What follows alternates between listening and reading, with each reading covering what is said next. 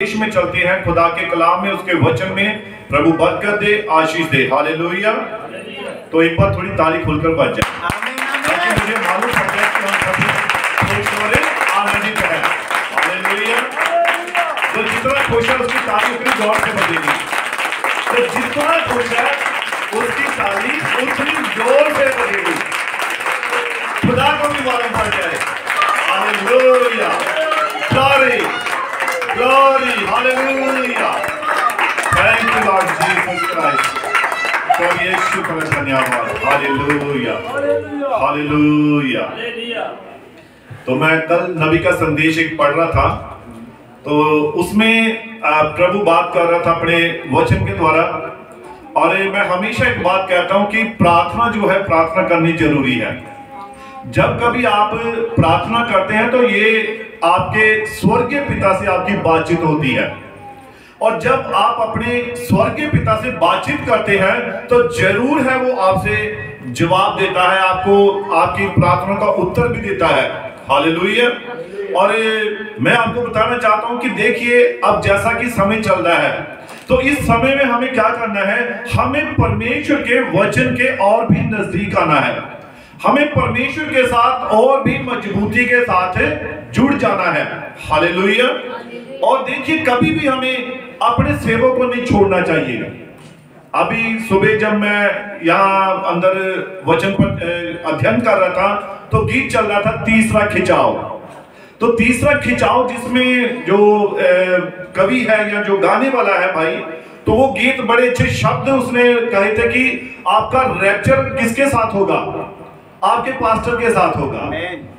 और क्योंकि उस पास्टर ने, उस सेवक ने उस कलीसिया को, वो सब दोनों पास्टर कलीसिया वहां खुदा के सामने हाजिर होंगे। हालेलुया। तो इसीलिए जैसा कि नबी ने भी कहा है, खुदा के कलाम में, बाइबल में भी लिखा है कि अपने पास्टर को मत छोड़े अगर वह सच्चा है, ईमानदार है, और खुदा के प्रति उसे छोड़ने की गलती कभी मत करना। हालेलुया। तो मैं इसके बारे में थोड़ा सा आपको बाइबल में से पढ़ना चाहता हूं। दूसरा राजा, और उसका 2 अध्याय निकालिए, उसकी पहली आयत से थोड़ा पढ़ेंगे। दूसरा राजा 2 अध्याय और उसकी पहली आयत। तो यहां पर हम एलिया के बारे में देख रहे हैं, एलिया और अलीशा। और मैं पिछली बार भी मैंने सवाल किया था कि अलीशा के पिता का नाम क्या था, मालूम है किसी को? पिछली बार मैंने बोला था अलीशा के पिता का नाम शापात। कौन? शापात। तो इसे आप इसी में ही तीसरे अध्याय में इसकी 10 आयत वहां लिखा हुआ है, 11 आयत में, शापात का पुत्र अलीशा जो एलिया के हाथों को धुलवाता था। हालेलुया। इस आयत को थोड़ा पढ़िए, पहले 3 उसकी 11 पढ़िए। दूसरा राजा। परंतु यहोशापात ने कहा, हाँ, क्या यहाँ यहोवा का कोई नबी है, हाँ, जिसके द्वारा हम यहोवा से पूछें? इजराइल के राजा के किसी कर्मचारी ने उत्तर देकर कहा, हाँ, शापात का पुत्र एलीशा जो एलिया के हाथों को धुलाया करता था वह यहाँ है। अब देखिए, यहाँ पर जो शापात का पुत्र अलीशा जो एलिया के हाथों को धुलाया करता था, यानी कि उसकी सेवा करता था। और अलीशा जो था वो, मैं कह सकता हूं, वो एलिया का वो था, प्रजा थी उसकी, है ना। एलिया उसका पास्टर था। तो यहां पर अब हम दूसरा अध्याय में देखते हैं, यहां पढ़िए, एलिया जो अलीशा जो है, इसकी अपने सेवक के प्रति कितनी उसके अंदर एक लालसा है, उसका प्रेम कह सकते हैं। वो उसे छोड़ना नहीं चाहता है, परंतु वो एक चीज के पीछे पड़ा हुआ है। और वो चीज कौन सी है कि उसका दुगना मसा वो पाना चाहता है, उसके आत्मा का, एलिया के आत्मा का। अब वो कोई मनुष्य नहीं है, मनुष्य का आत्मा कभी भी ग्रहण मत करना, लेकिन जो उसके ऊपर जो मसा होता है, जो अभिषेक होता है, उसके लिए आपने जोर लगाना है। हालेलुया। अब जो एलिया था, एलिया का मसा किसकी ओर से था? यहोवा परमेश्वर की ओर से था। खुदा की ओर से था, और अलीशा उसी मसा को, उसी अभिषेक को, उसी आत्मा को पाने के लिए उसके पीछे पीछे यरदन के पार भी चला गया था। हालेलुया। तो हम इसको पढ़ते हैं, पढ़िए इसको। जब यहोवा एलिया को बवंडर के द्वारा स्वर्ग में उठा लेने को था, तब एलिया और एलीशा दोनों संग संग गिलगाद से चले। अब एक बात पर गौर करना है आपने, सभी मेरी बात को ध्यान से सुनेंगे। जब आप सेवकाई में बढ़ते हैं, जब आप आत्मिकता में बढ़ते हैं, जब आपके जीवन में बेदारी आनी शुरू होती है, तब कुछ विरोधी लोग आपको पीछे खींचने की कोशिश करते हैं। हालेलुया। वो आपको चाहते कि आप पीछे हट जाए, आप उस आत्मा का अभिषेक ना पाए, आप उस आत्मिक बेदारी में बढ़ने ना पाए, वो आपके अभिषेक को खराब करना चाहते हैं। इसी प्रकार से जो एलीशा था, वो जानता था कि मैंने अपने जो स्वामी एलिया का अभिषेक प्राप्त करना है, और वो किसी भी तरीके से उस अभिषेक को खोना नहीं चाहता था, किसी भी हाल में वो खोना नहीं चाहता था, और उसने पूरा ध्यान लगा के रखा था। आप पढ़ते इसको एक बार फिर से। जब यहोवा एलिया को बवंडर के द्वारा स्वर्ग में उठा लेने को था, और जब यहोवा एलिया को बवंडर के द्वारा स्वर्ग में उठा लेने को था, तब एलिया और एलीशा दोनों संग संग गिलगाद से चले। तब एलिया और एलीशा दोनों संग संग कहां चले? गिलगाद से चले। एलिया ने एलीशा से कहा, और एलिया ने एलीशा से कहा, यहोवा मुझे बेतेल तक भेजता है। यहोवा मुझे कहां तक भेजता है? बेतेल तक भेजता है। पढ़िए। इसीलिए तू यहीं ठहरा रह। एलीशा ने कहा, यहोवा के और तेरे जीवन की शपथ, मैं तुझे नहीं छोड़ने। अब देखिए, एलिया ने पहले एलीशा से क्या कहा? यहोवा मुझे बेतेल तक भेजता है, इसलिए तू यहां ठहरा रह, तू रुक जा, मुझे जाने दे। परंतु देखिए, उसने एलिया ने एलीशा से कहा, परंतु उसका आगे से जवाब क्या था? उसने क्या कहा? ठीक है मेरे स्वामी, तूने कहा तो मैं बैठ जाता हूं। उसे आज्ञा माननी चाहिए थी ना, उसे कहना मानना चाहिए था अपने स्वामी का। परंतु उसने आगे से क्या कहा? यहोवा के और तेरे जीवन की शपथ, मैं तुझे नहीं छोड़ने का। ये एलीशा का जवाब था। हालेलुया। ऐसा जवाब क्यों था?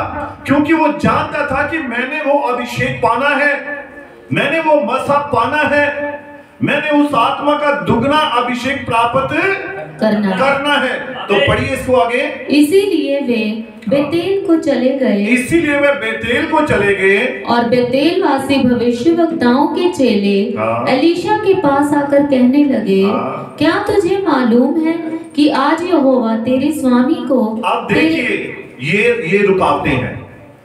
ये कौन है? रुकावटें। ये रुकावटें डालने वाले। अब देखिए वहां हुआ क्या? जब वो बेतेल को जा रहे हैं, दोनों एलिया और एलीशा जा रहे हैं, तो रास्ते में कौन आया? बेतेल वासी जो भविष्यद्वक्ताओं के चेले, वो टकरे उन्हें, और एलीशा के पास आकर कहने लगे, एलिया के पास नहीं, एलीशा के पास, जो अभिषेक को पाना चाहता था, जिसका मसा दुगना होने वाला था। वो जानता था कि मैंने वो मसा प्राप्त करना है, वो अभिषेक प्राप्त करना है। अब उसके अभिषेक को खराब करने के लिए वहीं से लोग तैयार हो गए। हालेलुया। तो वहां उन्होंने क्या कहा? और बेतेल वासी भविष्यद्वक्ताओं के चेले एलीशा के पास आकर कहने लगे, क्या तुझे मालूम है आज यहोवा तेरे स्वामी को तेरे ऊपर से उठा लेने पर है? हालेलुया। तो उसने क्या कहा? हाँ मुझे भी ये मालूम है, तुम चुप रहो। उसने उनकी बातों के ऊपर कान नहीं लगाया, ध्यान ही नहीं दिया, क्योंकि वो नहीं चाहता था कि मेरा अभिषेक खराब हो, मेरा मसा खराब हो। वो नहीं चाहता था कि मेरा रैप्चर रुक जाए। हालेलुया। परंतु आगे क्या हुआ? पढ़िए इसको। एलिया ने उससे कहा, हाँ। हे अलीशा, यहोवा मुझे यरीहो को भेजता है। और एलिया ने फिर उससे कहा, हे अलीशा, यहोवा मुझे यरीहो को भेजता है, इसीलिए तू यहीं ठहरा इसीलिए रह। तू यहीं ठहरा रहे। उसने कहा, हाँ। यहोवा के और तेरे जीवन की शपथ, मैं तुझे नहीं छोड़ने। परंतु यहाँ भी अलीशा का क्या जवाब था? अब ये दूसरे स्थान पर पहुंच गए हैं, दूसरी जगह पर पहुंच गए हैं, और यहां भी अलीशा का यही जवाब था, यहोवा के और तेरे जीवन की शपथ, मैं तुझे नहीं छोड़ने का। Hallelujah, hallelujah. अंत में कहां पहुंचे वो? यरदन। यरदन। अब पढ़िए इसको आगे 5। और यरीहो वासी भविष्य वक्ताओं के चेले हाँ। अलीशा के पास आकर कहने अब लगे। यहाँ फिर से जो यरीहो वासी, वहां के भविष्यद्वक्ताओं के चेले आ गए। वहां बेतल में जो बेतलवासी भविष्यद्वक्ता थे, उनके चेले आ गए। अब यहाँ यरीहो में पहुंचे हैं, तो यहाँ भी लोग तैयार हो गए आपके रैप्चर को रोकने के लिए, आपके विश्वास को कमजोर करने के लिए, आपको डराने के लिए, आपके अभिषेक को खत्म करने के लिए ये पहुंच जाएंगे। अब आगे पढ़िए कि आज यहोवा तेरे स्वामी को तेरे ऊपर से उठा लेने पर कि है। आज यहोवा तेरे स्वामी को तेरे ऊपर से उठा लेने पर है। उसने उत्तर दिया, और उसने उत्तर दिया, हाँ मुझे मालूम है। हाँ मुझे मालूम है। तुम चुप रहो, तुम चुप रहो। चुप रहो। यहां भी उसने चुप करवा दिया। आपका अभिषेक बढ़ता जा रहा है, आपका मसा बढ़ता जा रहा है, आपकी प्रार्थना बढ़ती जा रही है, आपकी दुआ बढ़ती जा रही है, आप मसीह में आगे बढ़ते जा रहे हैं, आप एक बेदारी को पाने के लिए जा रहे हैं। परंतु ऐसों को क्या करना है? चुप रहो। Hallelujah, hallelujah, hallelujah, hallelujah. तो आगे उसने एलिया ने फिर क्या कहा? पढ़िए। फिर एलिया ने उससे कहा, हाँ। यहोवा मुझे यरदन तक भेजता है, और यहोवा मुझे यरदन तक भेजता है, इसीलिए तू यहीं ठहरा रह। इसीलिए तू यहीं ठहरा रहे। उसने कहा, हाँ। यहोवा के और तेरे जीवन की शपथ, हाँ। मैं तुझे नहीं छोड़ने यहोवा के और तेरे जीवन की शपथ, मैं तुझे नहीं छोड़ने का। ये कितनी बार हुआ? 3 बार। 3 बार हुआ। 3 बार 3 जगहों पर ये गए, लेकिन तीनों बार इन्हें रोकने वाला कोई ना कोई आया और उसने उनके अभिषेक को खत्म करना चाहा, परंतु उसने उनकी बातों को क्या किया? इग्नोर कर दिया, नजरअंदाज कर दिया, क्योंकि वो नहीं चाहता था। आज शैतान आपके पीछे है, वो किसी ना किसी तरीके से आपके पीछे, वो चाहता है आपका अभिषेक खराब हो, आपका मसा खराब हो, आपकी प्रार्थना कम हो जाए, और आपको बस एक ही बात कहनी है, चुप रह। क्या कहना है? चुप रह। मैं जानता हूं मेरा अभिषेक बढ़ रहा है, मैं जानता हूं मेरी प्रार्थना बढ़ रही है, मैं जानता हूं कि मेरा रैप्चर होने वाला है, मैं जानता हूं मैं मसीह की दुल्हन हूं। तू चुप रह। आप उसे चुप कराएंगे। हालेलुया। अब देखिए ये एक बड़ी एक रैप्चर की एक स्टोरी है। ये उसका एक प्रकाशन है। जब आप उठाए जाने वाले हैं, रैप्चर में जाने वाले हैं, तभी आपको नीचे से दुनियावी लोग खींचना शुरू कर देंगे। हालेलुया। तो इसीलिए आपको हर बात के लिए तैयार रहना है, आपको चौकन्ने रहना है। हालेलुया। अब एलिया ने कहा, मैं उठाया जाने वाला हूं, मैं यहोवा मुझे वो अग्नि में रथों पर लेकर जाने वाला है, परंतु अलीशा ने इसका पीछा नहीं छोड़ा। वो चाहता था कि मैं दुगना मसा प्राप्त करूं, मैं दुगना अभिषेक प्राप्त करूं, मेरी प्रार्थना दुगनी हो जाए, मेरा उपवास रखना मजबूती के साथ हो जाए। हालेलुया। उसने कोई कमी नहीं आने दी। हालेलुया। तो वहां यरदन के पार क्या था? उठाया जाना। यरदन के पार ये यरदन ही है, ये वो यरदन है जिसके अंदर मौत है। हालेलुया। और यीशु मसीह कहता है, खुदा का कलाम कहता है, मौत के पार होकर तुम अनंत जीवन में प्रवेश कर चुके हो। हालेलुया। आप कहां प्रवेश कर चुके हैं? अनंत जीवन में प्रवेश कर चुके हैं। और अनंत जीवन क्या है? मसीह का वचन, मसीह की देह, रैप्चर है वो आपका। एलिया का रक्षण वहीं तभी हुआ जब यरदन के पार हो गए। उसने क्या किया, अपनी चद्दर ली और उसको मरोड़ कर उसको किस पर मारा, यरदन पर मारा, और यरदन 2 भाग हो गई। हालेलुया। आज आपके पास वचन है, आज आपके पास कलाम है। आप इस कलाम के द्वारा, इस वचन के द्वारा आप शैतान को आप 2 भाग कर सकते हैं। वो आपके रातों से निकल सकता है जब आप वचन का इस्तेमाल करते हैं। Hallelujah, hallelujah. इसीलिए अपने अभिषेक को मत गवाइए, अपने अभिषेक को बनाए रखिए, बस वचन को तापते रहिए। हालेलुया। आप कभी भी अपना रक्षण नहीं खोएंगे। हालेलुया। तो परमेश्वर का धन्यवाद करते हैं उस महान परमेश्वर का जो अपने कलाम के द्वारा, अपने वचन के द्वारा अपने लोगों की अगुवाई करता है। हालेलुया। तो नबी का संदेश है, परमेश्वर का वचन अविश्वास से पूरी तरह से क्या करता है, अलग करता है। परमेश्वर नहीं चाहता आपके अंदर थोड़ा सा भी अविश्वास रहे, वो आपको छोटे से भी अविश्वास से अलग करना चाहता है। हालेलुया। तो देखिए नबी का संदेश है, तो यहां पर लिखा है, नबी कहता है आलोचना के बारे में। नबी कहता है अगर आपकी आलोचना नहीं होती है तो आप कभी सिद्ध नहीं है। आप जब प्रचार करते हैं, आप किसी को गवाही देते हैं, और अगर आपकी गवाही की आलोचना नहीं होती तो आप समझिए आपकी गवाही सही नहीं है। उसकी आलोचना होनी चाहिए, कुछ कमी लोग निकालेंगे तभी वो पक्की होगी। आमीन, आमीन। जब प्रचार किया जाता है, अगर आपके प्रचार में कोई आलोचना ना हो तो आपका प्रचार सिद्ध नहीं है। हालेलुया। इसलिए नबी कहता है, खुदा के कलाम में, परमेश्वर के वचन में नबी कहता है आलोचना जो होनी है ये एक जरूरी है। आलोचना जो है ये आपको सिद्ध करती है। हालेलुया। तो मैं आपको बताना चाहता हूं, नबी कहता है मैं जानता हूं उन्हें आलोचनाओं का सामना करना पड़ता है, परंतु हमारी आलोचनाएं नहीं होती है तो इसका तात्पर्य है कि हमें अभी भी कोई ना कोई गड़बड़ अवश्य पाई जाती है। हालेलुया। संसार उनके साथ सर्वदा ऐसा ही करता रहा है, परंतु जैसा मैंने कहा था, याद रहे, परमेश्वर के वचन के कारण आलोचनाओं को सहना। हालेलुया। वचन के कारण निंदा को सहना, ये आपको क्या करता है, सिद्ध बनाता है। जब वचन के कारण आपकी निंदा की जाती है, आपके ऊपर दोष लगाए जाते हैं, आपकी आलोचना होती है, तो आप समझिए आप सिद्ध हो रहे हैं। हालेलुया। तो लिखा परमेश्वर के अनुग्रह के लिए दर्द को ये बढ़ाना होता है। अगर आप चाहते हैं कि आपके ऊपर परमेश्वर का अनुग्रह आए, आपकी कृपा आए, तब आपको उस दर्द को सहना पड़ता है, उस आलोचना को सहना पड़ता है, तब परमेश्वर का अनुग्रह भरपूरी के साथ आता है। हालेलुया।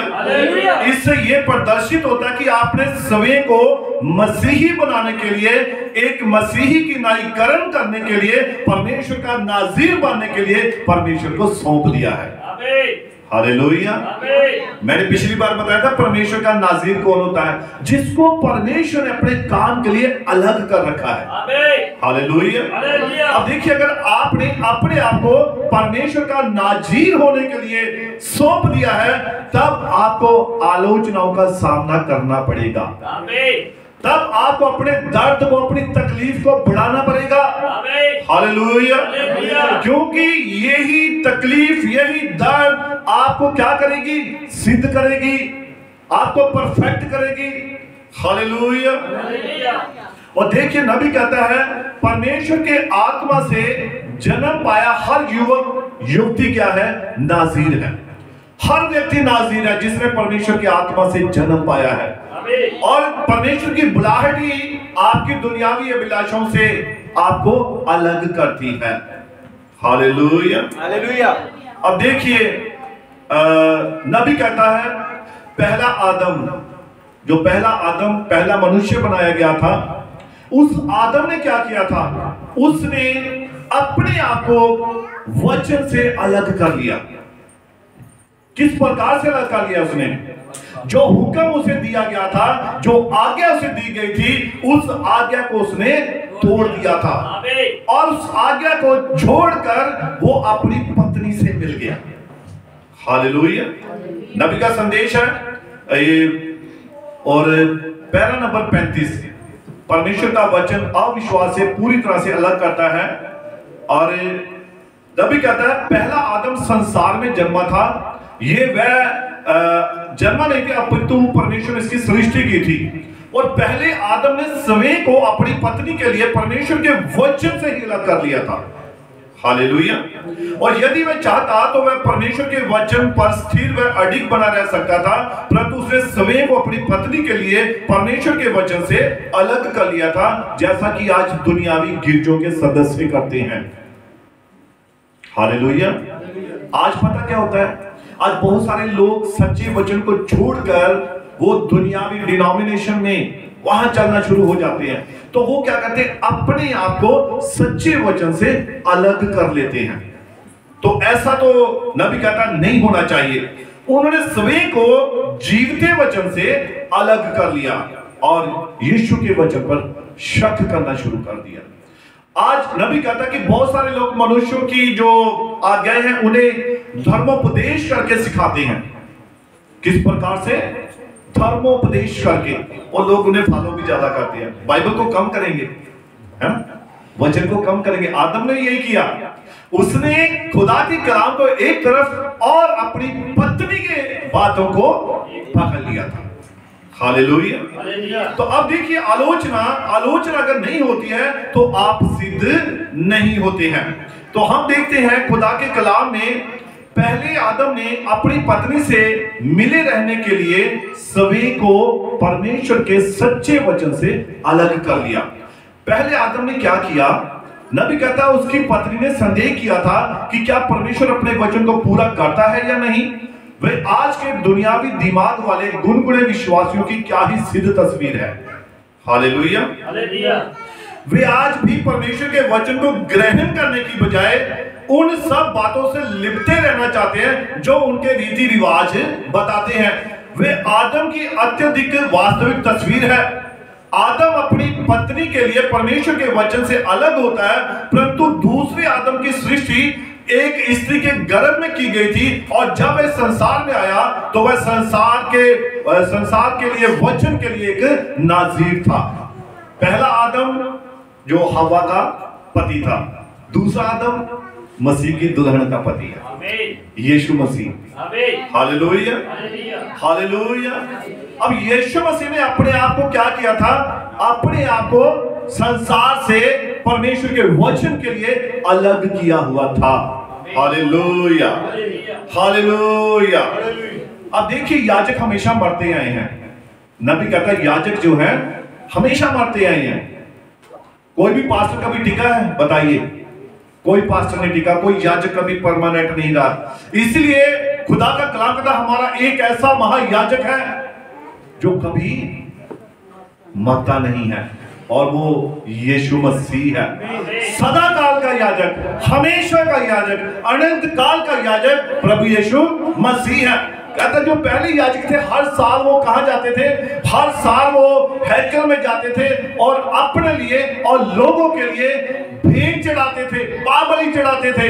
परंतु एक ऐसा महायाजक आया जो सदा का अनंत काल का महायाजक बनना था। और लिखा है जो पहले याजक थे, जैसे मैंने क्वेश्चन पूछा था 9:30 की प्रेयर में, जो संत यूहन्ना था उसके माता पिता का क्या नाम था? संत यूहन्ना के माता पिता का नाम जो बपतिस्मा देने वाला था, जकरिया और इलिशिबा। और इनकी चिट्ठी, इनके नाम की चिट्ठी निकली थी कि एक साल का ये महायाजक रहेगा और एक साल तक वो वेदी की सेवा करेगा, वो हैकल की सेवा करेगा। और चिट्ठी जब उसके नाम की निकलती थी और हर साल जो याजकाई जो थी या बदली जाती थी या उन्हें कुछ ना कुछ ऐसा किया जाता था, तो हर साल जब एक नया याजक आता, आप देखते हैं सांसारिक तौर पर देखिए, जब कोई नया ऑफिसर आता है तो वो अपने कानून लागू करता है ना, वो अपनी व्यवस्था बढ़ाता है। अब मैं शहर में ये काम नहीं होने दूंगा, अगर कोई ऐसा करेगा तो मैं ऐसा करूंगा। वो आकर अपनी व्यवस्था को लागू करता है, अपने कानून बनाता है। इसी प्रकार से जब याजक आते थे तो वो क्या करते थे, वो व्यवस्था को बदलते थे। लेकिन यीशु मसीह आया और उसने क्या किया, एक बार ही अपना ही बलिदान दे दिया। उसने याजक वाला काम खत्म कर दिया। हालेलुया। अब हमेशा का याजक कौन है? प्रभु यीशु मसीह है, अनंत काल का महायाजक। हालेलुया। वो एक ही बार कहां गया? अति पवित्र स्थान में गया, और जो पुराने याजक थे वो बकरों का, मेमनों का, भेड़ों का लहू लेकर जाते थे और वहां अंदर उसको वेदी पर रखते थे, तब फिर बाहर आ जाते थे। फिर जब दूसरा आता था वो भी ऐसा करता था, हर बार ऐसा होता था। लेकिन यीशु ने इस प्रथा को खत्म कर दिया। उसने क्या किया? उसने कहा कि हर बार लोगों के लिए, प्रजा के लिए और अपने लिए क्या करना पड़ता था? बार बार लहू बहाया जाना होता था। तो यीशु मसीह ने इस प्रथा को खत्म कर दिया। किस प्रकार से? उसने एक ही बार में क्रूस के ऊपर अपना बलिदान दे दिया। उसने इस बात को खत्म कर दिया और हमेशा के लिए महायाजक बन गया। Hallelujah, hallelujah. अब देखिए, परमेश्वर की बुलाहट आपको दुनियावी अभिलाषाओं से अलग करती है। परमेश्वर के आत्मा से जन्म पाया हर व्यक्ति परमेश्वर के नाज़ीर है। हालेलुया। अब जब आप नाज़ीर बन जाते हैं, ध्यान से सुनना मेरी बात को, जब आप खुदा के नाज़ीर बन जाते हैं, आपके पास वचन की कुछ जिम्मेदारियां आ जाती हैं। आपको अपने लिए अब हमेशा तैयार रखना है, खुदा के लिए, अपने आप को परमेश्वर के काम के लिए। परमेश्वर कहीं पर भी, किसी भी स्थान पर आपको इस्तेमाल कर सकता है। वो कहीं भी आपका इस्तेमाल कर सकता है। वो आप चाहे फिर शहर में हो, चाहे आप गांव में हो, चाहे आप घर में हो, आप कहीं पर भी हो, परमेश्वर आपको इस्तेमाल कर सकता है। Hallelujah, hallelujah. तो इसीलिए नबी कहता है, खुदा का कलाम कहता है, हम परमेश्वर के नाज़ीर हैं। हमने अपने आप को, खुदा ने हमें अपने लिए अलग कर लिया है। एस्तर की किताब में ना वहां लिखा है, वहां एक छोटी कौम, छोटी प्रजा, और ये छोटी प्रजा जो है परमेश्वर की, लिखा है इसके रीति रिवाज अलग है। क्या है? इस प्रजा के, इस कौम के जो नाज़ीर बन चुके हैं, जो आप, जिन्होंने प्रभु यीशु मसीह को अपना उद्धारकर्ता स्वीकार कर लिया, अब आपके लिए आपके रीति रिवाज जो दुनिया के वो खत्म है, परंतु जो खुदा ने आपको अपने रीति रिवाज दिए हैं, जो खुदा ने अपना वचन दिया है, अब उसे पूरा करना जरूरी है। अब हम उनके लिए नाज़ीर हैं। Hallelujah, hallelujah. ये बोर्ड मैंने एक बार शायद पहले भी पढ़ाया था ना, ये वाला बोर्ड यहाँ लिखा हुआ है। तो यहाँ पर कोई भाई जल्दी से एक बात पढ़ लेगा, जल्दी जल्दी। आप भाई गोली पढ़ लेंगे, कोई बात नहीं, पढ़िए। पहला नंबर, सच्चे विश्वासी का इकरार। क्या है? सच्चे विश्वासी का इकरार। एक सच्चा विश्वासी है, उसका इकरार क्या है? पढ़िए। मैं समय से चर्च आया करूंगा। मैं समय से चर्च आया करूंगा। आज चर्च कितने बजे शुरू हुआ? क्यों भाई डैनी? 10:30। टाइम कितना है? कितना है? 10 बजे। 10 बजे। भाई सुनील शायद टाइम उस वक्त ठहराया था, कितना रखा था आपने? 9 बजे। 9:30 का टाइम। तो यानी कि 10:30 बजे तक मेरे ख्याल से शायद, है ना? तो भाई डैनी भी इंतजार कर रहे थे, कोई आगे बैठे तो मैं शुरू करूं। तो टाइम 1 घंटा चर्च लेट शुरू हुआ, तो 1 घंटा लेट शुरू हुआ तो खत्म कितने बजे होगा? 1 घंटा लेट खत्म होगा। ऐसा ही होगा ना? तो अगर हमारा पहला ही जो निशाना है वो हम चूक रहे हैं। पहला निशाना क्या है? पढ़िए। मैं समय से चर्च आया करूंगा। मैं समय से चर्च आया करूंगा। हाथ उठाकर कहेंगे, बोलिए। मैं समय से चर्च आया करूंगा। मैं समय से चर्च आया करूंगा। ये आप मेरे साथ इकरार नहीं कर रहे हैं, यहाँ खुदा की उपस्थिति है, यहाँ पर यहोवा परमेश्वर विराजमान है। उसका वचन कहता है, कलाम कहता है, जहां पर 2 या 3 उसके नाम से इकट्ठा होंगे वहां पर प्रभु यीशु मसीह उनके बीच में होता है। तो ये इकरार आप किसके साथ कर रहे हैं? यहोवा के साथ कर रहे हैं। पढ़िए दूसरा, मैं प्रभु यीशु मसीह के नाम में पापों की क्षमा का बपतिस्मा परिवार समेत लूंगा। किसके समेत? परिवार समेत। परिवार के समेत प्रभु यीशु मसीह के नाम में बपतिस्मा, पापों की क्षमा का। अब जिनके पाप क्षमा नहीं हुए उन्हें जरूरी है कि वो अपने पाप जरूर क्षमा करवाएं, वरना अगर आज रैप्चर हो जाता है, 1 घंटे बाद हो जाता है, तो क्या होगा? भाई ने डाला था ग्रुप में, अगर व्यक्ति मर जाएगा तो फिर, है ना, अगर मर ही गया तो कौन सा बपतिस्मा, कहां गया विश्वास? तो इसीलिए अभी समय है, कम से कम अपने पाप तो क्षमा करवा लीजिए। स्कूल में एडमिशन तो करवाइए, नहीं तो बच्चों को कई बार घड़ीस कर स्कूल में छोड़ना पड़ता है। हाँ पढ़िए तीसरा नंबर क्या है? मैं प्रभु भोज की सभा में नियमित रूप से शामिल होऊंगा। प्रभु भोज की सभा में, ध्यान से सुनना इन बातों को, प्रभु भोज की सभा में नियमित रूप से शामिल होऊंगा। पढ़िए, मैं चर्च की प्रतिष्ठा और गरिमा को सदा बनाकर रखूंगा। मैं चर्च की प्रतिष्ठा को और गरिमा को सदैव बनाए रखूंगा। मैं चर्च में होने वाली हर बंदगी में अपने पूरे परिवार के साथ शामिल होऊंगा। किसमें? चर्च की हर एक बंदगी, कन्वेंशन आ रही है, बंदगी आ रही है, हाँ किसी की मजबूरी हो सकती है, वो अलग बात है, परंतु यहां पर हम खुदा के साथ कमिटमेंट कर रहे हैं, खुदा के साथ एक वायदा कर रहे हैं। पढ़िए, मैं उपवास की सभा में हमेशा शामिल होऊंगा। हाँ पढ़िए, मैं और मेरा परिवार कभी भी बिना वजह चर्च से गैर हाजिर नहीं हूँ। छुट्टियां नहीं मारनी है ना? बच्चे जब स्कूल जाने में पता क्या करते हैं? बहाने लगाते हैं, मम्मी पेट दर्द हो रहा है, बड़ा दर्द, सिर दर्द हो रहा है, उल्टी आ रही है, ये हो रहा है। वो जैसे ही स्कूल का टाइम निकला, बिल्कुल ठीक, कोई प्रॉब्लम नहीं है, वही पतंग चढ़ा रहे हैं, वही कंचे खेल रहे हैं, अपने दोस्तों से बाहर खेल रहे। बस वो उस टाइम में ही, मान लीजिए 9:30 चर्च का टाइम है, बस उसी टाइम में ये सारी तकलीफें आनी है, उसी टाइम ये प्रॉब्लम्स आएंगी। तो लेकिन जैसे ही वो टाइम निकल गया, एकदम फ्री माइंड, हाँ ठंडी सांस ली, खत्म हो गया, अब तो चर्च खत्म हो गया, है ना, स्कूल से छुट्टी होगी, अब बच्चे आते होंगे, फिर इंटरेस्ट बढ़ेगा। कितने बजे? अब मैंने गाड़ी में बैठना था, मुझे मेरा दोस्त फलाना दोस्त मिला, हमने बाहर बर्गर खाना था, हमने ये खाना था, ये सब बातें याद आएंगी। तो इससे अच्छा स्कूल में आ ही जाते हैं, है ना। ये सब बातें सोचने की बजाय आप चर्च में प्रेजेंट हो जाते हैं। पढ़िए इसको आगे।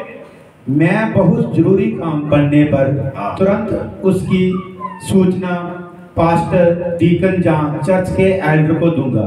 बहुत जरूरी होने पर, कितना? बहुत जरूरी होने पर ही, इतना जरूरी काम पड़ गया, मेरे बगैर वो उसकी सांस खत्म, इतना जरूरी काम समझ लीजिए, है ना। इतना जरूरी अगर काम है तब छुट्टी करनी है, वरना अगर आप छोटी सी बात के लिए ऐसा करें तो इसका मतलब आप खुदा के वचन को तोड़ रहे हैं। आप पढ़िए आगे। मैं चर्च के सारे कार्यों को अपने पूरे दिल और ईमानदारी के साथ करूंगा। कैसे करने हैं? ना कि मजबूरी से। चर्च की जो काम है, चर्च की एक्टिविटी है, किस प्रकार से करनी है? सच्चे हृदय के साथ, डरते हुए, कांपते हुए। हालेलुया। क्यों भाई? ऐसा ही लिखा है यहाँ, 2 चार्ट लगे, वो पीछे भी लगा है, ये भी लगा हुआ है, इसलिए मैं बीच बीच में कभी कभी ये पढ़ाता रहता हूं ताकि आपको रिमाइंड रहे कि हम कहां खड़े हैं। हाँ पढ़िए।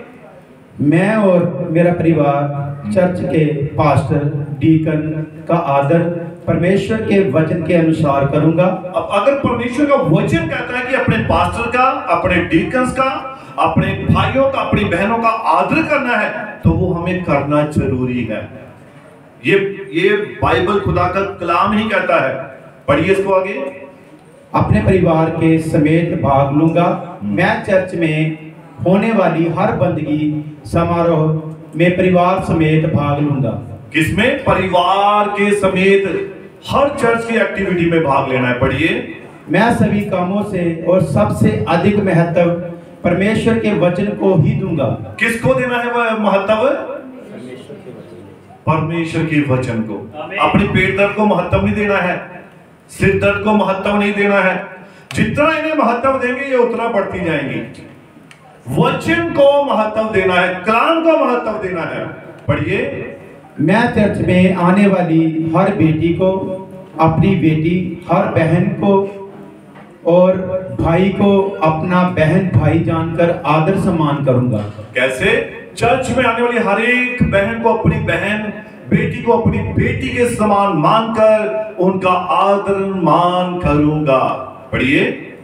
मैं अपनी सारी भेंटें और दान दशमंश पूरी ईमानदारी के साथ खुदा के भवन में लेकर आऊंगा। यानी कि हर काम जो है हमें ईमानदारी के साथ करना है। ये हमारी चर्च के क्या है? सिद्धांत है, ये हमारी चर्च के रूल है। तो हम एक विश्वासी होने के नाते हमें जरूर इस बात को पूरा करना है। हालेलुया। रह गया कोई और या हो गया खत्म? लास्ट इकरार रह गया। हाँ, इकरार करो जरूर। मैं ये इकरार करता मैं ये इकरार करता हूँ। सभी पीछे बोलेंगे। मैं ये इकरार करता हूँ। मैं ये इकरार अपने सच्चे दिल से करता हूँ। मैं ये इकरार अपने सच्चे दिल से करता हूँ। ना किसी के दबाव से, ना किसी के दबाव से, ना किसी के प्रभाव से, ना किसी के प्रभाव से, अथवा ना किसी को खुश करने के लिए, अथवा ना किसी को खुश करने के लिए, पर यहोवा परमेश्वर के पवित्र वचन के, पर यहोवा के पवित्र वचन के अनुसार करता हूँ। अनुसार करता हूँ। God bless you. प्रभु बरकत दे, आशीष दे। पिछली बार भी भाई गोल्डी नहीं पढ़ा था। कितनों को याद है? जब पिछली बार पढ़ाया गया था तो भाई गोल्डी नहीं पढ़ा था उस वक्त भी। तो हर बात में खुदा की कोई ना कोई योजना होती है। हालेलुया।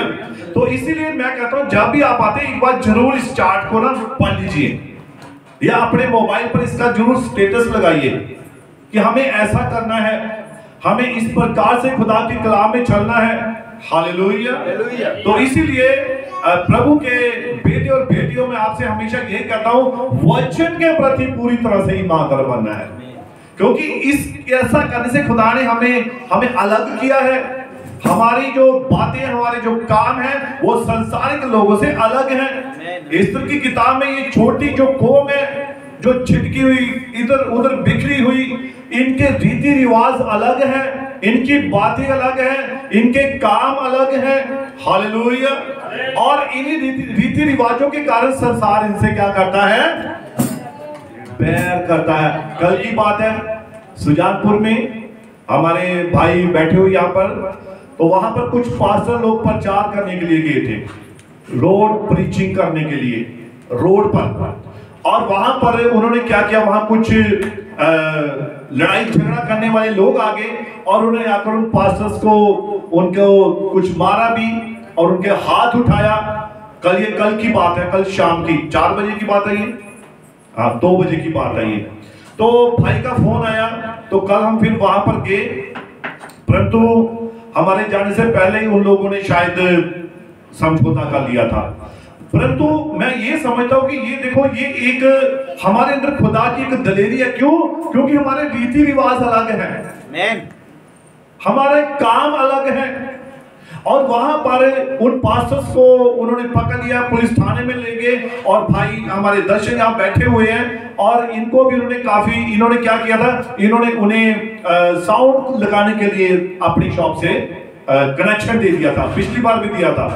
तो वहां पर जब ये प्रचार कर रहे थे वो पास्टर लोग, तो उन्होंने लोग कुछ इकट्ठे होकर आ गए और उनके ऊपर हमला कर दिया। परंतु खुदा का वचन सच्चा और पक्का है। आमीन, आमीन। परमेश्वर अपने लोगों को कुछ भी होने नहीं देता है। और चाहे देखो पौलुस, पतरस, आप इन चेलों को देखिए, प्रेरितों को देखिए, इनके जीवन की बात करें तो ये तो मसीह के लिए मरने के लिए हमेशा तैयार थे। तो जब हमें मालूम हो कि वहां पर शायद 100, 150, 200 लोग इकट्ठा हो रखे हैं, हमें ऐसा ही शायद न्यूज मिली थी, खबर मिली थी। तो अब जाने वाला डर सकता, अरे वो तो हथियार पकड़े होंगे, ये पकड़ा होगा। अगर डरने वाली बात होती तो कभी ना जाते। तो प्रभु के लिए हमें तैयार रहना होता है, चाहे हालात कैसे भी क्यों ना हो, परिस्थितियां कैसी भी क्यों ना हो। अब ये सोच कर नहीं बैठ सकते कोई बात नहीं, भाई को अकेले को जाने दो, जो होगा बाद में देखेंगे, है ना। ऐसे नहीं करना है हमें परमेश्वर के लिए। देखो प्रभु आपके लिए वहां पर ही आपको आपकी सुरक्षा के लिए किसी को खड़ा कर देगा। मैं आपको एक गवाही बताना चाहता हूं, बड़ी जबरदस्त गवाही है, और मैं काफी समय पहले भी इस गवाही को देता आया हूं। और ये गवाही मेरी वाइफ जो मेरी पत्नी है इनके पिता की है। और उनका काम क्या था, उनके पास एक स्पीकर था और साथ में माइक था, और वो जो बैटरी होती है बड़ी वाली, तो वो उसको अपने कांधे पर लगाकर वो यहाँ हिमाचल में प्रचार करने के लिए जाते थे। और मालूम है कहां पर प्रचार करते थे वो सबसे ज्यादा? जैसे ये कंडवाल के पास मेला लगता है, और उसके जो धर्मशाला के पास जितने भी मंदिर हैं, वहां पर मंदिर के यानी कि दरवाजे के आगे बैठ जाना और वहां खड़े होकर माइक में प्रचार करना।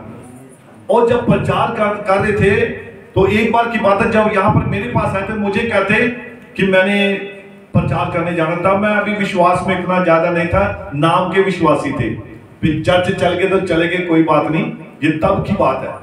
और वो यहाँ मेरे पास आए और मुझे कहने लगे कि मैंने लिटरेचर बांटने जाना है और प्रचार करने जाना है। मैं कहा ये मेले लगे थे जिथे, और मैं कहते पूछना चाहिए।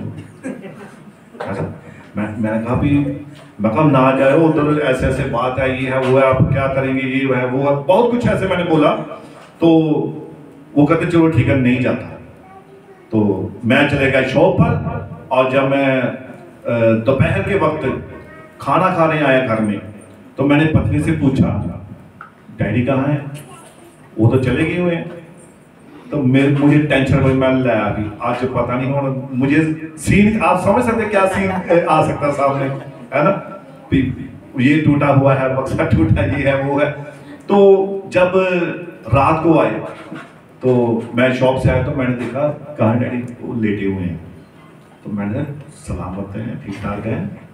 तो कहते हैं हाँ बिल्कुल ठीक है। तो मैं सलाम डैडी जी, या जय मसीह की, जय मसीह। मैं कहता ठीक ठाक, हाँ बिल्कुल ठीक। मैं कुछ हुआ नहीं आपको?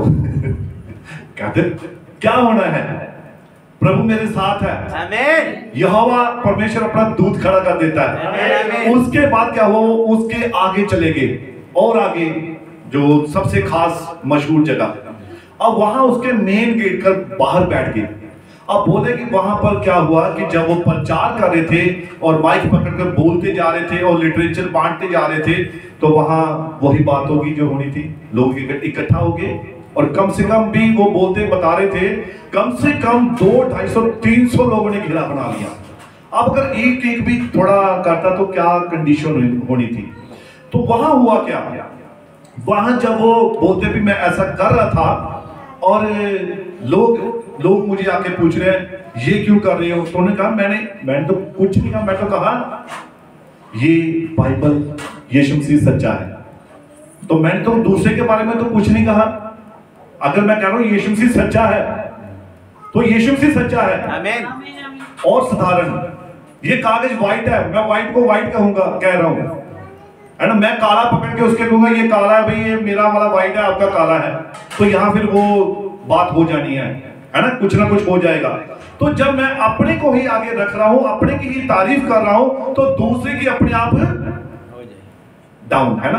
तो इसीलिए देखिए जब वो वहां ऐसा कर रहे थे तो लोगों की भीड़ लग गई और लोग वही आग बबूला होने लग पड़े। और जब उन्होंने देखा कि लोग थोड़े और उग्र होने लग पड़े हैं, तब उन्हीं के बीच में एक व्यक्ति खड़ा हो गया, वही उनके बीच में ही, और वो एक सरदार था, वो एक सरदार व्यक्ति था, बीच में खड़ा कर कोई हाथ नहीं लगाएगा ऐसे, और सभी पीछे।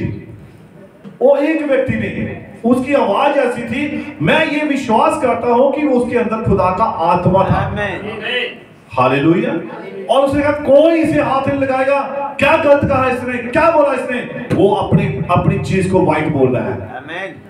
आपको कुछ बोला, आपके को गलत ठहराया नहीं, ऐसा बोला। उसने यही कह रहा है ये मेरा भी ठीक है भाई, मैं बाजार जाता हूं, मैं कहता हूं ये मेरा पेन बड़ा सबसे बढ़िया भाई, मैं आपके पेन की बुराई क्यों करूं? मैं क्यों कहूं आपका पेन ठीक नहीं है, आपका पेन नहीं चलता है, आपके पेन में इंक नहीं है? मैं तो ये कहूं मेरा पेन सबसे बढ़िया है भाई, मैं यही बताऊंगा मेरा यीशु सबसे बढ़िया है भाई। तो आपका पेन अपने आप डाउन हो गया। अगर मेरा बढ़िया है तो फिर है ना, वो आपके लिए हो सकता है बढ़िया, परंतु वहां पर उस एक व्यक्ति ने क्या कर दिया, सारे माहौल को चेंज कर दिया और सारी परिस्थिति को चेंज कर दिया, क्योंकि खुदा वहां मौजूद होता है, वो आपकी सुरक्षा करने के लिए मौजूद होता है। तो देखिए, इसलिए मैं हमेशा कहता हूं, आप वो पुराने दिनों को शायद भूल रहे हैं। आज हम अपने कामों में इतने व्यस्त हो चुके हैं, अपनी बातों में इतने व्यस्त हो चुके हैं कि आज हमें ऐसी गवाहियां देखने को मिलती नहीं है ना? मिलती है बहुत कम मिलती है ऐसी गवाहियां। तो इसीलिए हमें तैयार रहना है कभी भी किसी भी परिस्थिति का सामना करने के लिए। तो भाई कहते थे कोई बात नहीं, अगर मेरे ऊपर पर्चा हो जाएगा तो कोई बात नहीं, प्रभु के लिए मैं ये भी सह दूंगा। ऐसा ही था भाई दर्शन लाल जी। तो इन्होंने कहा कोई बात नहीं पास्टर जी, अगर पर्चा हो गया फिर क्या होगा, देख लेंगे उसको भी। तो प्रभु ने होने दिया। जब हम तैयार हो जाते हैं ना, तब हम अपनी जान को बचाते हैं। जब हम अपनी जान को छिपाते हैं, खुदा का काम कहते हैं, तब हम उसे खोने जा रहे होते हैं। तो इसलिए खुदा के लिए आगे बढ़ना है और हर परिस्थिति का सामना करना है, क्योंकि खुदा उसी वक्त कोई ना कोई किसी चीज को, अपने दूतों को, अपने फरिश्तों को आपकी सुरक्षा के लिए खड़ा कर देता है। सदरक मेशक अबेदनगो को खुदा देखो, उन इब्रानी लड़कों को वो पहले खुदा उन्हें बाहर भी बचा सकता था, बाहर भी वो कुछ हलचल कर सकता था, जब तक वो आग की भट्टी में डाले ना जाते, तो खुदा वहां भी उन्हें रोक सकता था। वो उन जो उनको बीच में फेंकने वाले जल्लाद थे, वो उन्हें उसी वक्त मार भी सकता था, परंतु खुदा ने उन्हें अंदर भट्टी में जाने दिया, भट्टी के अंदर जाने दिया। वहां पर घूमो, वहां पर टहलो, वहां अंदर चले जाओ। कई बार खुदा हमें ऐसी परिस्थिति में आने देता है ताकि खुदा आपको उस परिस्थिति में ये दिखा सके कि मैं ऐसी परिस्थिति में निकालने की सामर्थ्य रखता हूं। हालेलुया। तो उनको आग की भट्टी तक में अंदर जाने दिया, फिर मैं आग के अंदर भी बचाने की सामर्थ्य रखता हूं। ये है हमारा खुदा। हालेलुया। तो इसलिए प्रिय भाई बहनों, खुदा के ऊपर भरोसा रखना है। आज दुनिया में ये वो समय है, अब रैप्चर का समय नजदीक है, दबाव बढ़ रहा है, प्रेशर बढ़ रहा है। इस प्रेशर को सहने के लिए अब तैयार रहना। अब ढीली ढाली सेवकाई बंद। अब क्या है, अब जितनी आप चौकन्ने होकर दुआ करेंगे, प्रार्थना करेंगे, आप जितना खुदा के नजदीक आएंगे, उतना ही आप मजबूत होते जाएंगे। और मैं विश्वास करता हूं कि witness of Jesus and time message church यीशु मसीह के नाम में फलवंत होने जा रहा है। ये और भी आत्मिकता में बढ़ने जा रहा है, और आत्मिकता बढ़ भी रही है, प्रार्थना बढ़ रही है, दुआ बढ़ रही है। भाई बंसी के घर में प्रार्थना हो रही थी, तो वहां पर हमारे शब्द रुक नहीं रहे थे। भाई जानते हैं, वहां हमारी प्रार्थना खत्म भी हो गई, बंद भी कर दी। मैंने बोल दिया छोटी प्रार्थना करेंगे, परंतु प्रार्थना बढ़ती ही गई, बढ़ती गई। और सिस्टर सीमा के घर में इस दिन बैठे हैं, उस दिन भी इतना आनंद, इतनी खुशी थी कि आत्मा रोकने के लिए हम चाहते थे कि रुक जाए, परंतु आत्मा हमें और आगे बढ़ाना था। हालेलुया। तो ये आपकी आत्मिक बेदारी है, आप आत्मा में बढ़ने जा रहे हैं, बढ़ रहे हैं। आप इन बातों को देखिए, आप ये मत देखिए यहाँ भीड़ नहीं है, आप देखिए पवित्र आत्मा यहाँ है, खुदा का अभिषेक है, खुदा का मसा है। हमें इस बात को देखना है। अब वो समय खत्म कि हम ढीले होकर दुआ करें 5 मिनट की, 2 मिनट की, ये खत्म। अब दुआ भी करनी है, आपके पास एक क्या होना चाहिए, विषय होना चाहिए।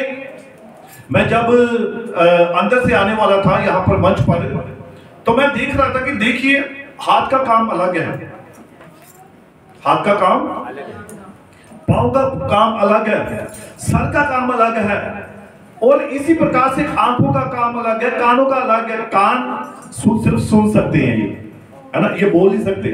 क्या बोल सकते हैं? क्यों भाई? कान बोल ही ना सकते, ये सिर्फ इनका काम सिर्फ सुनना ही है। आपके हाथ हैं, ये चीजों को पकड़ सकते हैं, ये खाने को पचा नहीं सकते, है ना, खाना खिला सकते हैं पर खाना पचा नहीं सकते। इसी प्रकार से आपके जीवन में, आपके चर्च में, आपके लिए हर एक कार्य अलग अलग है और हर एक कार्य के लिए आपने दुआ करनी है। आपके जब हाथ में चोट लगती है तो आप दुआ किसके लिए करते हो? पैर के लिए करते हो, हाथ के लिए करते हो ना। तो मेरा पास्टर हाथ में बड़ी दर्द है, बड़ी प्रॉब्लम है, दुआ कीजिए, तो पास्टर भी हाथ के लिए दुआ, वो ये नहीं कहता प्रभु इसके पांव को ठीक कर। वो दुआ किसके लिए होगी? हाथ के लिए। आंख में प्रॉब्लम है तो आंख के लिए दुआ होगी। इसी प्रकार से आप अपने जीवन में विषय रखें, प्रभु मेरी अगर आर्थिक तंगी है तो आप उस आर्थिक तंगी के लिए दुआ करें। अगर आपको मालूम है कि मुझे घर की जरूरत है, आप घर के लिए प्रार्थना करें। आपको मालूम है कि मुझे आत्मिकता में आगे बढ़ना है तो उस आत्मिकता के लिए प्रार्थना करें। उस विषय को पकड़ ले, उसके लिए दुआ करें। हालेलुया। तब आपके जीवन में देखो कैसे आत्मिक बेदारी आती है। Hallelujah, hallelujah. तो इसीलिए खुदा का कलाम कहता है, यीशु मसीह कहता है कि आपकी जो शिक्षा है आपका उद्धार नहीं कर सकती। शिक्षा जो है आपका उद्धार नहीं कर सकती, ये आपको रैप्चर में नहीं लेकर जाएगी। हाँ, शिक्षा पढ़ना अच्छी बात है, पढ़ाई लिखाई ठीक है, परंतु पढ़ाई लिखाई आपका उद्धार नहीं कर सकती है। और इसके लिए आपको उद्धार करना है तो आपको वचन को पढ़ना पड़ेगा, आपको वचन को मानना पड़ेगा। हालेलुया। तो देखिए, हम खुदा के कलाम में देखते हैं यशायाह को भी परमेश्वर ने क्या किया? अलग किया। उसने क्या कहा? प्रभु मैं अशुद्ध होंठ वाला मनुष्य हूं, अशुद्ध होंठ वाले मनुष्यों के बीच में।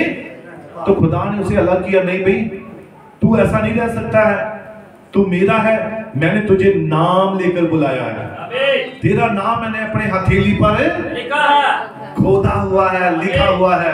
हालेलुया। तो यशायाह को यह यीशु मसीह कह रहा है, तो उसको उसके होठों की सारी अशुद्धता को दूर कर दिया, अपने लिए अलग कर लिया।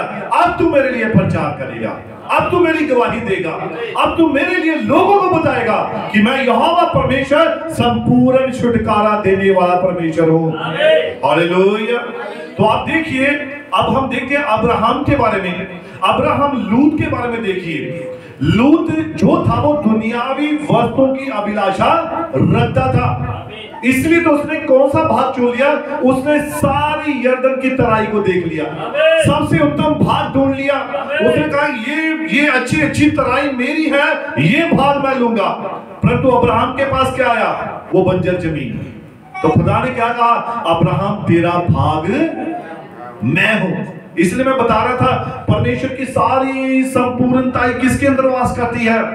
यीशु मसीह के अंदर वास करती है। तो जब यीशु मसीह आपके पास है तो हर चीज आपके पास है, हर वस्तु आपके पास है, आप जो चाहे आपको वो मिल सकता है। Hallelujah, hallelujah.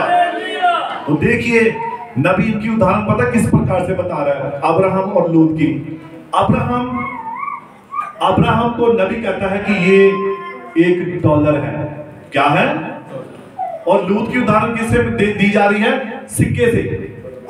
मान लीजिए एक चवन्नी पड़ी है रास्ते में, आप बाहर जाते हैं, आपको चवन्नी आप उठा लेंगे? उठाएंगे? ₹1 उठाएंगे आप? ₹2 का सिक्का पड़े उठाएंगे आप?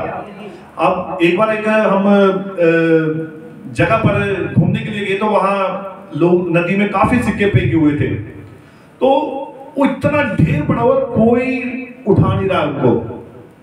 रास्ते में ₹2 का भी सिक्का पड़ा हो, आप बच्चों को दीजिए, उन्हें कहो ले बेटा ₹2 जाके कुछ ले फेंक देगा, इसका क्या आना है? उसे भी मालूम है इसका कोई मोल नहीं है भैया, मालूम है ना।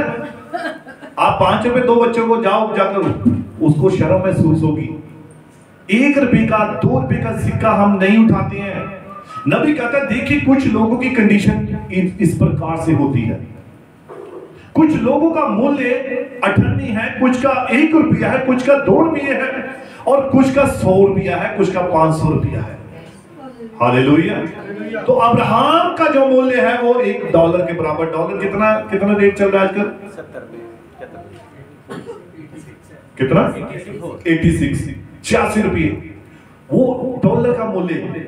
हमारा 1 रुपया यहाँ इंडिया का 1 रुपया और यहाँ का जो 1 रुपया अमेरिका का 1 रुपया यहाँ का कितने बन जाएंगे? 86 रुपीज, है ना, 86 रुपये। तो वहां के अगर 10 मिलेंगे 860 रुपये $10 के, तो जेब भर जाएगी ना। तो यहाँ के 8 रुपये 8 ही रहेंगे, 1 रुपया 1 ही रहेगा। इस प्रकार से ना करेंसी का मूल्य। तो देखिए यहाँ पर नबी कहता है, इसको मैं कहता हूँ कोई भाई थोड़ा जल्दी से आगे आएगा तो इसे हम जरूर पढ़ेंगे, पढ़कर इस बात को थोड़ा चाहता हूं मैं। हाँ भाई आ जाएंगे, कोई भी भाई। हाँ भाई सुनील है तो वो आ जाएंगे, और जो हिंदी भाई साहिल आ जाएगा।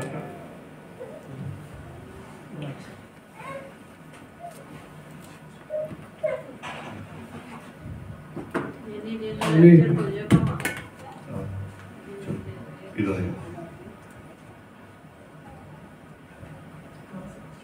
74 पैरा। लूत दुनियावी वस्तुओं की अभिलाषा रखता था, और परमेश्वर ने ही लूत की दुनिया को वे लूत को अब्राहम से अलग किया था। अब लूत क्या कर रहा था? कौन सी अभिलाषा थी? दुनियावी संसारिक अभिलाषा थी उसके अंदर, और वो संसार की बातों को, संसार के कामों को चाहता था। पढ़िए। लूत दुनियावी विश्वासी की तस्वीर था, और लूत जो था वो एक दुनियावी विश्वासी की तस्वीर था। पढ़िए। जिसने उन बातों को सच ना जाना था, हाँ, वह सदोम में चला गया, और उसने उन बातों पर विश्वास नहीं किया, और कहां चला गया? सदोम में चला गया। पढ़िए। और वास्तव में उसके पास समझ ना थी, और उसके पास, नबी कहते हैं सचमुच उसके पास समझ नहीं थी। अगर समझ होती तो वो कभी भी अब्राहम से अलग ना होता। पढ़िए। कि वह वहां से बाहर निकलता। हाँ पढ़िए।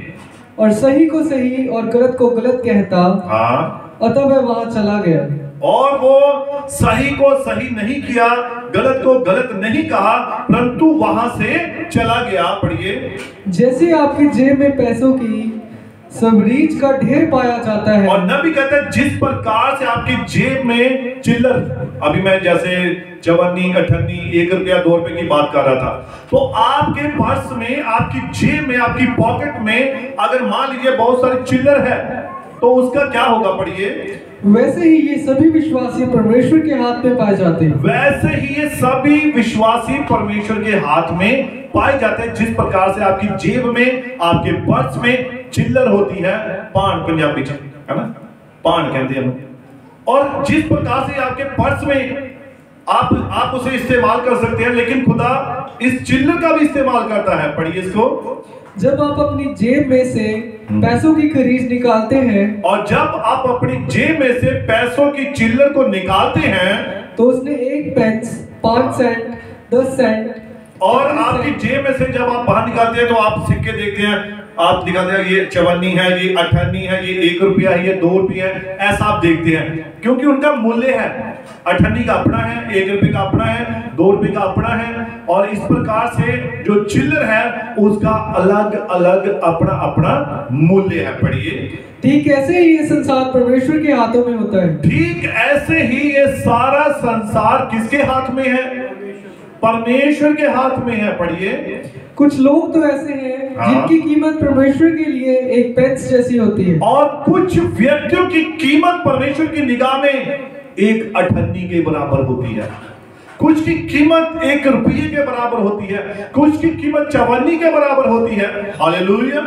तो ये सब, परंतु फिर भी किसके हाथ में है? परमेश्वर के हाथ में है। पढ़िए। और परमेश्वर उनका 1 पेंस के रूप में ही उपयोग करता है, और परमेश्वर अठन्नी को अठन्नी के रूप में ही इस्तेमाल करेगा। अब जिसकी जितनी सामर्थ है, जिसका, मैं कह सकता हूं जिसके पास जितनी लियाकत है, वो उतना ही उसे इस्तेमाल करेगा। जिसके पास जितनी बुद्धि है वो उसका उतना ही प्रयोग होगा। पढ़िए। परंतु इन सभी सिक्कों से खरीदारी की जा सकती है, परंतु फिर भी इन सभी सिक्कों से हम कुछ खरीदारी कर सकते हैं। पढ़िए।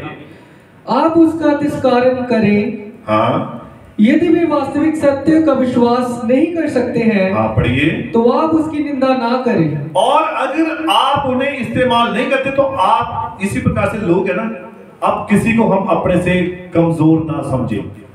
कई बार होता है नहीं, मैं तो अब बड़ा अच्छे स्थान पे है, बड़ा अच्छा मुझे पदवी मिल गया, मैं ऑफिसर बन गया हूं, तो ये बाकी लोग अब क्या है, तुच्छ है। वो कभी भी उनका तिरस्कार ना करे, परमेश्वर उनका भी इस्तेमाल कर सकता है, वो गद्दी का इस्तेमाल कर सकता है। तो ये तो फिर भी खुदा के लोग हैं। हाँ पढ़िए। उन्हें बाहर मत फेंके, उन्हें बाहर मत फेंके, और ना ही उनसे ये कहिए, और ना ही उनसे ये कहिए कि आप इस विश्वास में नहीं हैं, कि आप इस विश्वास में नहीं है। पढ़िए। क्योंकि परमेश्वर कभी कभी इन सिक्कों का भी उपयोग कर लेता है। क्योंकि परमेश्वर कभी कभी इन सिक्कों का भी क्या कर लेता है, उपयोग कर लेता है। पढ़िए। लूत को केवल मात्र पेंस मूल्य का सिक्का था। अब लूत एक पेंस के बराबर, मैं कहता हूं वहां जो सबसे छोटा जो मूल्य का सिक्का था, सबसे छोटा, लूत का उतना मूल्य था। पढ़िए। परंतु अब्राहम चांदी का डॉलर था। परंतु अब्राहम क्या था, चांदी का डॉलर था। वो चांदी का एक सिक्का था और अब्राहम एक डॉलर था। पढ़िए। अतः अब्राहम का निर्माण करने में 100 लूत लिए गए। और कितने, एक अब्राहम को तैयार करने के लिए 100 लूत लिए गए थे। अब चवन्नी एक एक रुपए इकट्ठे करके 100 रुपया बनता है। तो आप देखिए मूल्य दोनों का ही है ना। अगर एक सिक्का भी ऐसे आ गया बाहर, वो 99 हो जाएगा, है ना, ऐसे ही होगा ना। तो देखिए 100 लूत का इस्तेमाल हुआ, तब जाकर एक अब्राहम बनाया गया था। पढ़िए।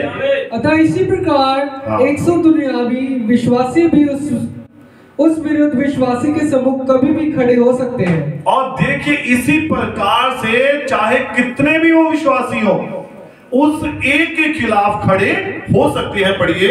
जो दुनियावी वस्तुओं के पृथक होकर मसीह यीशु में जी रहा है, तथा वचन उसमें प्रकट हो रहा होता है। हाँ पढ़िए। जितने भी सिक्के परमेश्वर के पास होते हैं, और जितने भी सिक्के परमेश्वर के पास होते हैं, वह उन सभी सिक्कों को उपयोग कर सकता है। वो सभी सिक्कों का उपयोग इस्तेमाल कर सकता है। और यही कारण है कि आप लोगों को यह कहते हुए देखते हैं, मैं चंगाई में विश्वास नहीं करता, मैं इन बातों को विश्वास नहीं करता, परंतु आप केवल यह जानिए वे मात्र एक पेंस की कीमत के सिक्के। और जो लोग कहते हैं जिनका मूल्य कम है, वही कहेंगे मैं ये विश्वास नहीं करता, मैं ये नहीं करूंगा, मैं वो नहीं करूंगा, क्योंकि उनका मूल्य उतना है, उनका वजन उतना है। मैं नहीं ये कर सकता, मैं दुआ नहीं कर सकता, मैं सारी रात नहीं बैठ सकता, मैं ये कर, वो उतना, उनका मूल्य उतना है। इसलिए वो क्या करते हैं, वो उस बात का इनकार कर देते हैं। पढ़िए आगे। आप उन्हें यूं ही छोड़ दें, आप उन्हें यूं ही छोड़ दें, कि आप समझें उनकी कीमत मात्र एक पेंस की है, और उनकी कीमत मात्र एक पेंस की है, और वह उससे खरीदारी कर सकता है। हाँ, उसे ना रोके, उसे अकेला छोड़ दे। आप पढ़िए। याद रहे कि वह आगे बढ़ सकता है। और देखिए इस बात को याद रखना कि आप उसे तुच्छ मत जानिए, हो सकता कल को वो आगे बढ़ सकता है। हाँ पढ़िए। मैं इन सब बातों को इतनी कठोरता से नहीं बोलना चाहता और था, नबी कहता है ये बातें मैं इतनी कठोरता से कहना नहीं चाहता था, जैसी कठोरता से मैंने इन्हें कहा है। हाँ पढ़िए।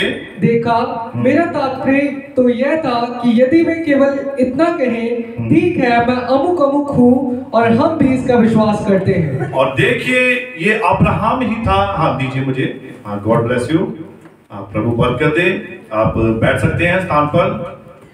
और देखिए अब्राहम को नबी कहता तैयार करने में 100 लूत का इस्तेमाल किया गया था, तब जाकर एक अब्राहम जो था बनाया गया था। अब देखिए कुछ लोग नबी कहते हैं सिक्कों के समान हैं, और जितने भी सिक्के परमेश्वर के पास होते हैं उन सभी सिक्कों का वो उपयोग कर सकता है। और उन्हीं में से यही कारण है कि आप लोगों को ये कहते हुए बहुत सारे लोगों को सुन सकते हैं, मैं ये विश्वास नहीं करता कि प्रभु ये कर सकता है, मैं ये विश्वास नहीं करता कि ऐसा हो सकता है। और नबी कहता है परंतु आप केवल ये जानिए कि वे मात्र उनकी कीमत ही उतनी है, वो उनकी समझ ही उतनी है, उनका विश्वास ही उतना है, इसलिए वो आगे बढ़ नहीं पाते हैं। परंतु नबी कहता है आप उन्हें यूं ही छोड़ दें। क्या समझे, उनकी कीमत मात्र एक पैस है, इसलिए और वह उसे खरीदारी कर सकता है, उसे ना रोके, उसे अकेला छोड़ दे। याद रहे कि वह आगे बढ़ सकता है। हालेलुया। और देखिए नबी कहता है ऐसे लोग लोहे के सिक्के हैं, चांदी या सोने के नहीं हैं। कितने समझे मेरी बात को? अब लोहे का जो सिक्का है ना, आज का जो 1 रुपये से चुंबक से लगाइए, लोहे का, इसमें लोहा है, चिपक जाएगा चुंबक में, तो इनका मूल्य लोहे के समान है। परंतु अगर वो लोहे का इसलिए आप दोबारा उसे उठाते नहीं है, लेकिन अगर चांदी का या सोने का सिक्का पड़ा हो, फिर क्या आप उसे उठाएंगे? फिर आप जल्दी से उठाएंगे, है ना? और उससे मेरे ख्याल से जैसे नजर पड़ेगी, यहाँ तो पाँव रख के खड़े रहेंगे, ये व्यक्ति जाएगा फिर मैं उठाऊंगा, है ना? फिर मैं अपने मेरे कंट्रोल में ही आ चुका है। तो ऐसा होगा उस वक्त उस सिक्के को प्राप्त करने के लिए, क्योंकि आप जानते हो उसका मूल्य है, आपको मालूम है कि ये सोने का है, ये चांदी का सिक्का है। हालेलुया। तो नबी कहता है ये तो मात्र एक पेश है। आप उनसे कहें ठीक है मेरे भाई, परमेश्वर को आशीषित करें। आप ये समझ रखें कि वह तांबा है और वह कभी चांदी बन ही नहीं सकता। जो लोहा है वो कभी सोना नहीं बन सकता, जो तांबा है वो कभी सोना नहीं बन सकता। आप ये बस ये दिमाग में रखना है। हालेलुया। तो परमेश्वर अतः आप उसे जाने दें, परमेश्वर उसका उपयोग कर सकता है और परमेश्वर उसका उपयोग कर रहा है। मैं उन्हें बाहर रूम के कानों में खड़े देखने की बजाय गिरजों में खड़ा हुआ देख रहा हूं। ऐसे लोगों को नबी कहता है मैं कहां देख रहा हूं? मैं उन्हें दुआ करते हुए देख रहा हूं। जो विश्वास नहीं करते हैं मैं उन्हें रोते हुए देख रहा हूं। मैं उन्हें प्रार्थना करते हुए देख रहा हूं। मैं उन्हें चर्च रूम में देख रहा हूं कि वो वहां पर रो रहे हैं, वहां पर वो प्रार्थना कर रहे हैं। हालेलुया। तो इसीलिए परमेश्वर उनका किसी भी तरह से उपयोग कर सकता है। हो सकता है परमेश्वर उनका बहुत अधिक उपयोग ना करे। हालेलुया। और जब वे परमेश्वर को अपना उपयोग करने देते हैं, परमेश्वर उनका उपयोग करता है। अतः नबी कहता है कि आपको, मैं आशा करता हूं कि आप उस सत्य को समझ गए हैं जो इस बात को नबी कहता है मैं समझाना चाहता था। कि आप देखिए, आप अगर एक डॉलर है तो आप एक अब्राहम के समान हैं। आप डॉलर बनिए, सिक्का मत बनिए उसका लोहे का। आप छोटा अपनी कीमत वो मत समझिए, परंतु आप किस में बढ़ना है? अब्राहम में। आपको वचन में आगे बढ़ना है ताकि आप एक चांदी का डॉलर बन सके। Hallelujah, hallelujah. अब देखिए, बहुत सारे नबी कहता है, आप यूसुफ की उदाहरण देखिए। यूसुफ एक चांदी का डॉलर था, वो एक डॉलर था यूसुफ। और उसके भाई उसके साथ क्या कर रहे थे? नफरत कर रहे थे, उसके साथ ईर्ष्या कर रहे थे। हालेलुया। और देखिए उन्होंने क्या किया, उन्होंने अकारण यूसुफ को अकारण ही उसके भाइयों से अलग किया गया। उसके साथ क्या मामला था? वह अपने भाइयों से अलग नहीं होना चाहता था, ये उसकी इच्छा ना थी। वह अपने भाइयों से अलग हो, परंतु उसके भाइयों ने स्वयं ही उससे अलग कर लिया था। कारण अब जिस चीज का मूल्य ज्यादा है ना, वो अपने आप अलग। हम क्या करते हैं, जब हमारे पास चिल्लर होती है तो हम अठन्नियां वो अलग, 1 रुपया अलग, 2 रुपया अलग, 5 का नोट अलग, 10 का अलग, 20 का अलग, 100 का, 500 का अलग, ऐसे करते हैं ना हम, अलग अलग उनको रखते हैं। तो यहाँ पर देखिए नबी कहता है, खुदा का कलाम कहता है कि जो उसके भाई थे, उसके भाइयों ने स्वयं को उसे अलग कर लिया था। उसके उज्जवल चमकदार डॉलर के सामने उनके उन 1 रुपए की कोई कीमत नहीं थी। कारण पता क्या था? यूसुफ के पास क्या था? यूसुफ के पास परमेश्वर का अनुग्रह था। वो स्वप्न देखता था, वो दर्शन देखता था, और यही उसे डॉलर बना रहा था। क्या बना रहा था? यही चीज उसे डॉलर। लेकिन जिसके पास कुछ नहीं, वो कहता है हमारे साथ कोई, हमें कोई परवाह नहीं है, खुदा बात करे चाहे ना करे। तो वो उनका मूल्य कितना हुआ?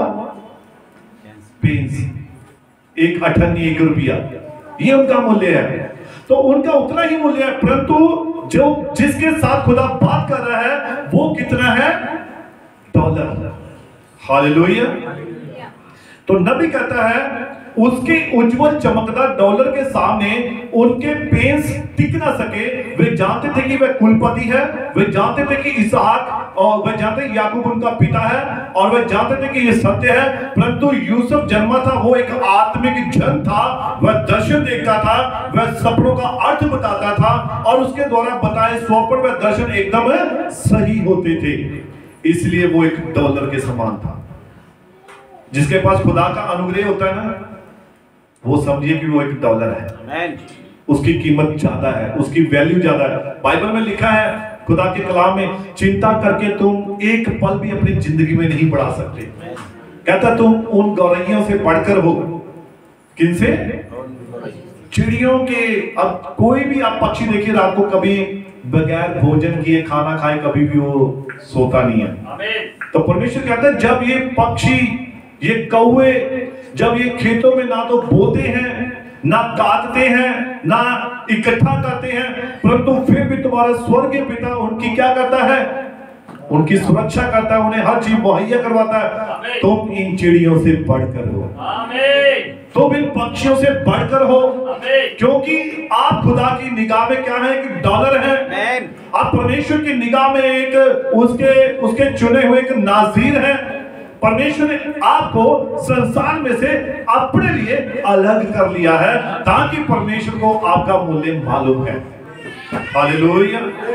अब देखिए यूसुफ क्या था, जो कुछ भी उसने कहा था वह रहस्य था, परंतु उसके जो जेठा या कुलपति भाई उसके प्रति ईर्ष्या से भर गए थे और उसे मिस्र के हाथ में बेच दिया। क्या आप समझे? उन्होंने स्वयं को यूसुफ से अलग कर लिया, क्योंकि वो चिल्लर थे। और चिल्लर कभी भी हम 500 के नोट के साथ नहीं रख सकते हैं, है ना? वो हमेशा थोड़ी अलग होती है। डॉलर हम तिजोरी में रखते हैं, हम संभाल कर रखते हैं। जो खुले पैसे होते हैं तो उसको हम कहाँ रखते हैं? सामने, इधर उधर पड़े रहेंगे। आप अभी भी रास्तों में कहीं भी जाएंगे, आपको मिलेंगे, आप उठाएंगे नहीं, लेकिन उनका मूल्य उतना ही है। हालेलुया। परंतु नबी कहता है उन्होंने स्वयं को यूसुफ से अलग कर लिया था, क्योंकि वे मात्र एक पीस थे, परंतु यूसुफ उनसे भिन्न प्रकृति का था। हालेलुया। ठीक ऐसा ही आज विश्वासी भी है। वह अलग, उसके अंदर एक खुदा ने अलग चीज रखी है, वह स्वयं को उसे अलग कर लेते हैं। वे इसे नहीं समझते। तांबा स्वयं को सोने से अलग कर लेता है। अब हम देखते हैं कि यूसुफ के भाई यूसुफ के प्रति ईर्ष्या से भर गए थे और उन्होंने उसे बेच दिया था। क्यों? क्योंकि वह उससे ईर्ष्या करते थे। यूसुफ एक डॉलर था। तो इसी प्रकार से प्रिय भाई बहनों, जब यीशु मसीह ने कितने चेले चुने थे? 12 चेले। उसके बाद 70 चेले और चुने। अब जो 12 चेले थे वो टिके रहे, परंतु 70 चेले वापस मुड़ गए। क्यों? क्योंकि उनकी कीमत एक पेंस के बराबर थी, 1 रुपये के बराबर थी, परंतु जो बाकी चेले थे वो डॉलर थे। यीशु ने उनसे भी पूछा, क्या तुम भी अपनी कीमत गिराना चाहते हो? तो पतरस ने क्या कहा? प्रभु जीवन की बातें तेरे पास है, वो तेरा वजन हमारे अंदर है, तेरा कलाम हमारे अंदर है, तो जो यीशु मसीह का मूल्य है वही हमारा मूल्य है। तो इसीलिए हमें उसके वचन को अपने अंदर रखना है, ताकि हम परमेश्वर के क्या बन सके? उसकी निगाह में उसके नाजीर बन सके। सामरी स्त्री को यीशु मसीह ने अलग किया उसके विचारों से। वो अपने विचारों में थी, कुएं को हमारे दादा परदादा का कुआं है, याकूब का कुआं है, ये हम यहाँ घमंड था उसके अंदर, तो यीशु ने घमंड को भी दूर किया। हालेलुया। तो इसलिए प्रिय भाई बहनों, परमेश्वर क्या चाहता है? वो चाहता है कि आप दुनियावी चीजों से, संसार की बातों से पूरी तरह से अलग हो जाएं और उसके वचन के साथ जुड़ जाएं। फिर आप परमेश्वर के लिए एक नाज़ीर हैं। Hallelujah, hallelujah. प्रभु आप सभी को बड़ी बरकत दे, बड़ी आशीष दे। God bless you. तो आइए हम कन्वेंशन के ऊपर मैं थोड़ी सी ड्यूटियों के बारे में भी बात करना चाहता हूं, ताकि